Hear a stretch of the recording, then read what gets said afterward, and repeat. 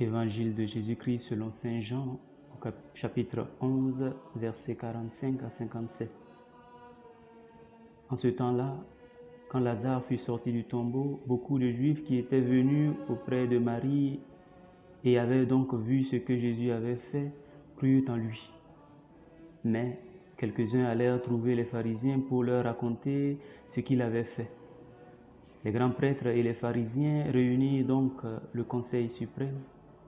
Ils disaient: « Qu'allons-nous faire? Cet homme accomplit un grand nombre de signes.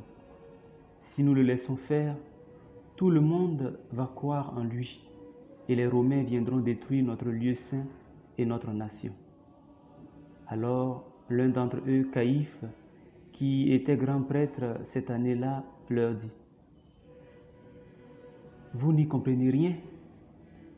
Vous ne voyez pas quel est votre intérêt?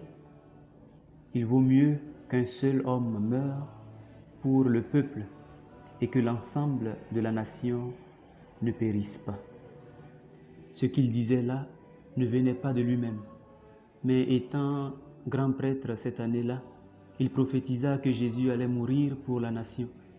Et ce n'était pas seulement pour la nation, c'était afin de rassembler dans l'unité les enfants de Dieu dispersés. À partir de ce jour-là, ils décidèrent de le tuer. C'est pourquoi Jésus ne se déplaçait plus ouvertement parmi les Juifs. Il partit pour la région proche du désert, dans la ville d'Éphraïm, où il séjourna avec ses disciples. Or, la Pâque des Juifs était proche, et beaucoup montèrent de la campagne à Jérusalem pour se purifier avant la Pâque. Ils cherchaient Jésus, et dans le temple, ils se disaient entre eux: « Qu'en pensez-vous? Il ne viendra sûrement pas à la fête. » Les grands prêtres et les pharisiens avaient donné des ordres. Quiconque saurait où il était devait le dénoncer pour qu'on puisse l'arrêter. Acclamons la parole de Dieu.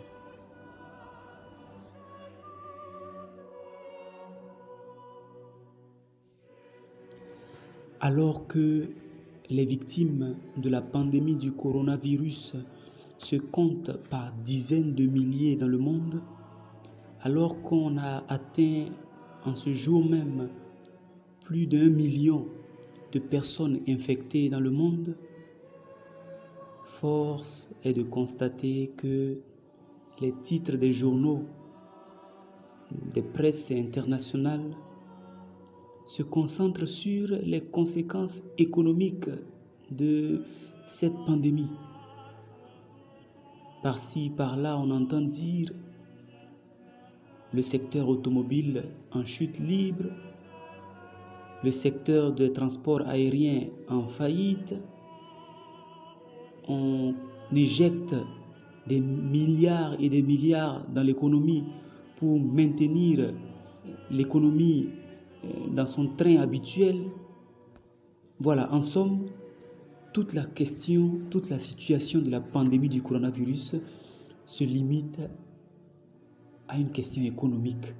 La réponse qu'il faut donner est une réponse économique. La bataille est une bataille économique.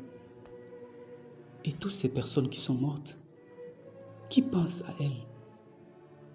Et toutes ces personnes qui ont perdu des êtres chers, et on a le courage de parler de ceci, cela, d'argent, de milliards, ceci, cela. Or, l'évangile d'aujourd'hui nous met devant ce drame.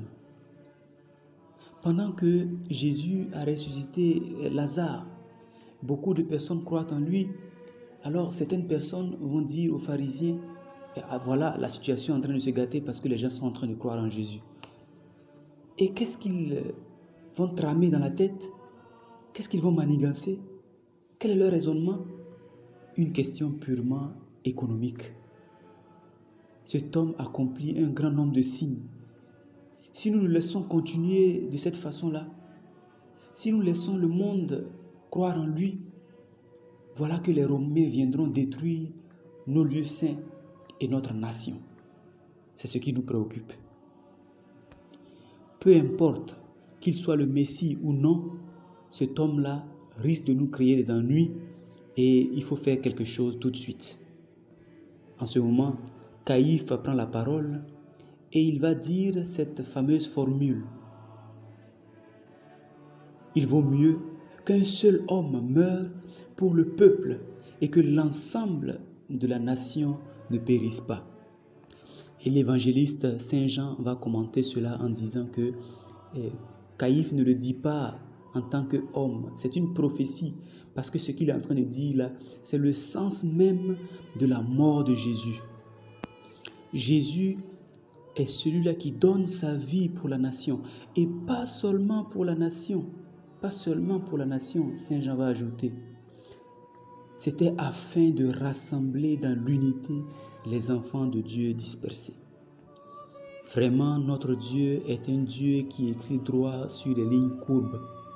Alors que les hommes sont en train de fabriquer dans leur cœur des projets purement économiques, de protection de la nation, alors qu'ils sont en train de formuler dans leur cœur le projet d'éliminer Jésus pour avoir la paix vis-à-vis des Romains, Dieu va se saisir de cela pour accomplir son projet, son éternel dessein pour l'humanité.